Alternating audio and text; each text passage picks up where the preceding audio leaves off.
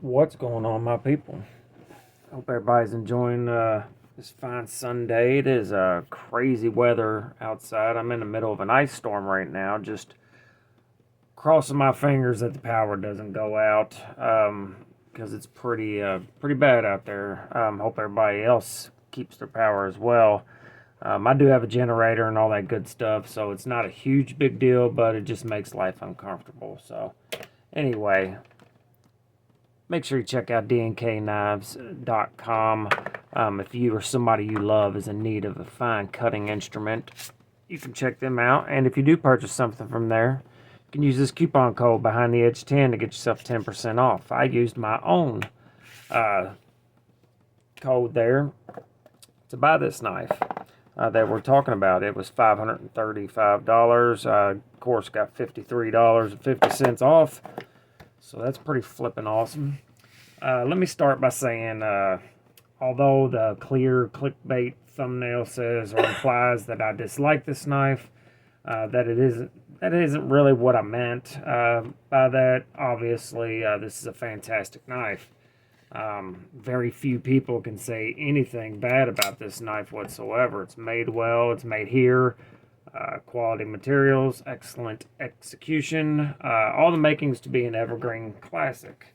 But with that being said, for some reason when I got this knife, the honeymoon phase vanished very quickly. Not 100% sure why, but the only thing that it did make me is just want to buy more knives or another knife. It kind of just agged on the itch to buy another knife, which is kind of strange because this is a very expensive knife, very nice knife, very well made knife, all that good stuff. It's a much sought after knife. It's I don't know,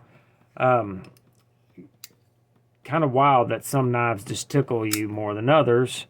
So I don't hate this knife, like actually hate it. I just hate what it's doing to my psychological, I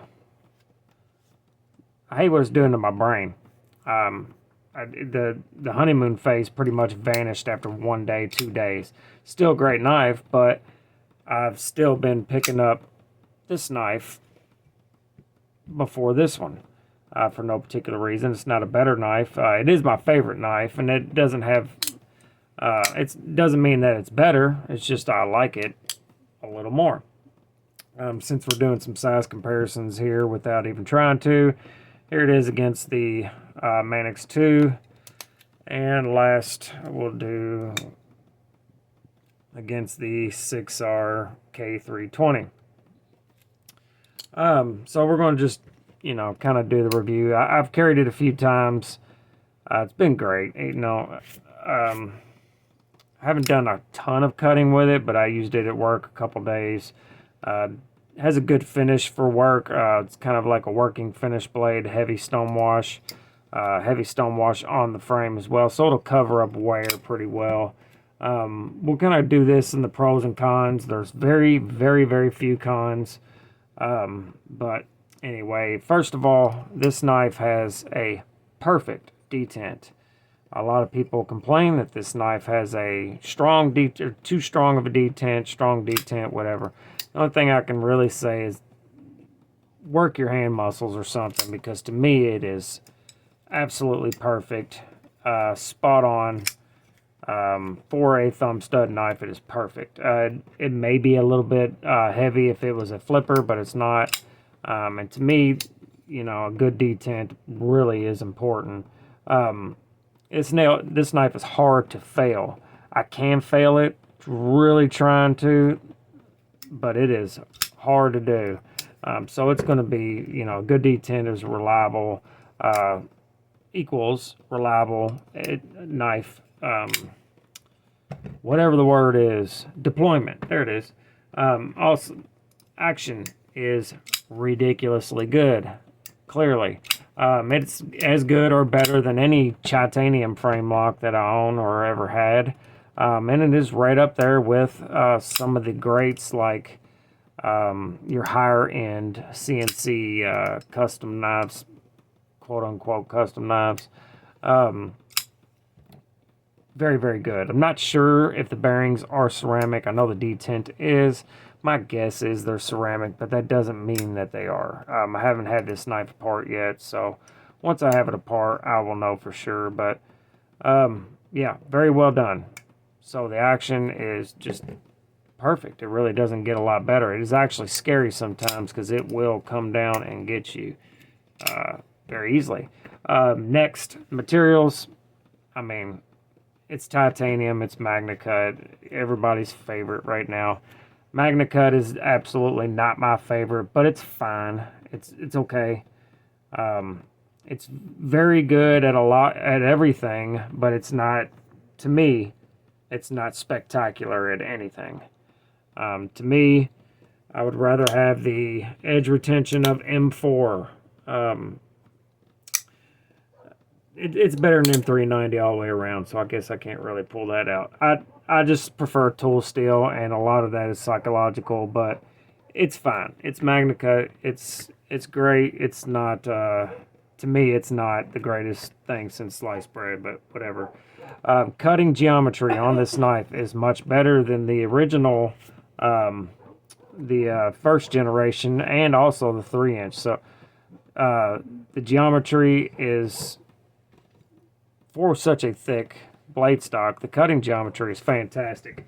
It will cut quite well and quite easily. It is very sharp, but it cuts like it should. Yeah. So I don't know what my dogs are barking at. Sorry guys, nothing I can do about that. Next, it's a really safe design. So to me, that's a good thing. So you don't have to. You look at this knife, it's very similar to this. It's a really knifey knife. So McNees did a good job with this design because it's a straightforward cutting tool. And to me, that's a pro. There's nothing crazy going on here. There's nothing fancy going on here. It is a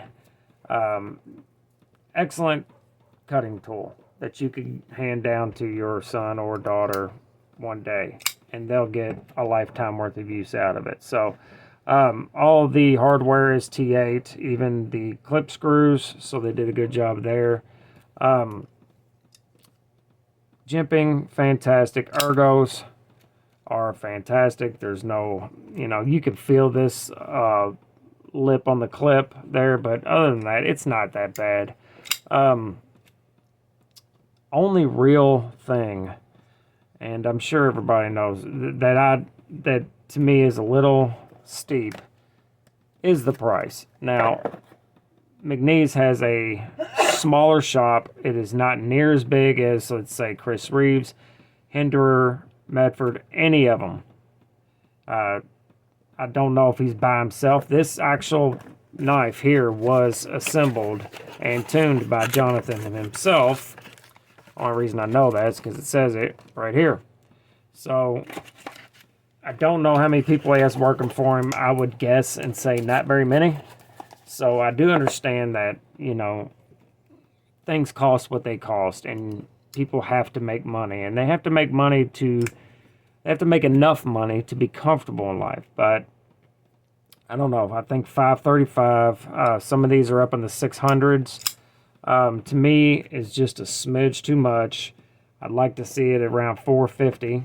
Let's say an even $500 maximum. I know that's only a $35 difference, but let's say $500 bucks, because that puts you right there with Chris Reeves. Hinderer is still $425 on their 3.5-inch blade knife. So, but I know Hinderer has a much bigger shop. They've paid off their R&D stuff a decade ago, so I get it. Still a little high for me, but and the only other thing, maybe availability, but right now they're available all over the place because nobody has money to buy knives. So there's tons of them in stock just about everywhere. Other than that, I don't know. Great knife. It's just making me want to buy more knives. This is about the mid-range of the high-end production knives. I would say it's right at the beginning of high-end, let's say that. It makes me want to buy a Hinderer, though. Makes me want to buy an Cozy. Really makes me want to buy a Strider. a Medford. Makes me want more knives. And, you know, that's cool. Just can't afford them. So, I don't know. I'll probably hang on to this because I do not dislike it at all. It's a great knife. I'd like to boost my collection this year. I'm really hoping to do that. But if anything, I would probably trade it maybe for a knife of equal value.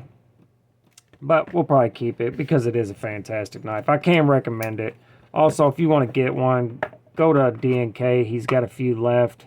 And you can use that coupon code and save yourself 10%, which is, you know, will at least pay tax for Arizona tax, which is quite steep.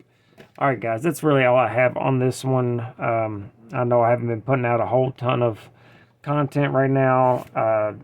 I do apologize for that. I will work on trying to get more.